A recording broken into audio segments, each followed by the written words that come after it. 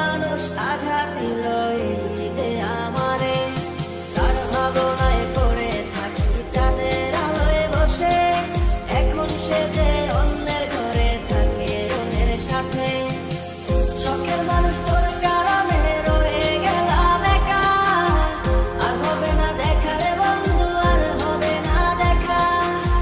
শখের মানুষ তোর কারণে রয়ে গেলাম একা, আর হবে না দেখা রে বন্ধু, আর হবে না দেখা।